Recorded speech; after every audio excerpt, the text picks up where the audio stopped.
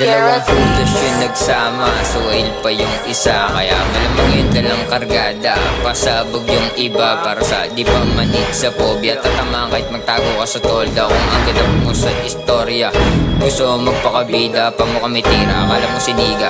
Masawal pa sa galing ni Diwata, kung basta akala mo kung sino. Nanggaling din naman sa zero, mga patityada mong pabibo. Di na yung tutusok sa akin iyo, kung ang ginamit mong istilong biro ay masyado pang seryoso. Parang manggago kaya pakyo pakyo ka, pakyo ka, pakyo ka, pakyo pakyo ka, pakyo ka, pakyo ka, pakyo pakyo ka, ito pakyo pakyo ka, ito pakyo pakyo ka, pakyo ka. Ang galit ko na ang nag-init, dadalhin sa lugar sa matahimik na paligid. Pag ang galit ko na ang nag-init, dadalhin sa lugar sa matahimik na paligid.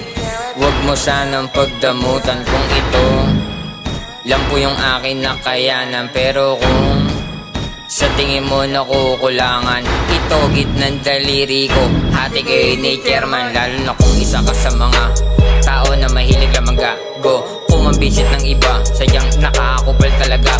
Mga tingin mo pa lang sa mata, halatang di nagagawa ng maganda. Pero kung ako na yung punteriya, wala pang akin si katapusan na. Pag ang galit ko na ang nag-init, dadalhin sa lugar sa matahimik na paligid. Pag ang galit ko na ang nag-init, dadalhin sa lugar sa matahimik na paligid. Ang galit ko na ang nag-init, dadalhin sa lugar sa matahimik na paligid.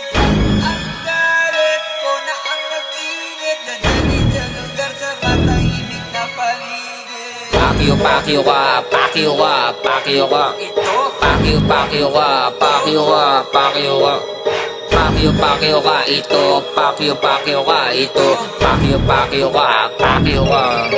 Kung papakitaan ng puro mga kayabangan mo sa katawan, baka di ko na mapigilan pa na maudyokan yung kanang kamay, humawak ng bakal para itutok sa mga tao na karapat dapat na sila yung napuputokan sa dami-rami ng mga oat na masinagan lang ng konti. Yung tingin na agad sa sarili ay pinanganak na pobre, wag pa kampante. Yan ang sabi, oy, ika nga nila, araw lang ang sumisikat, madalas lumulubog pa.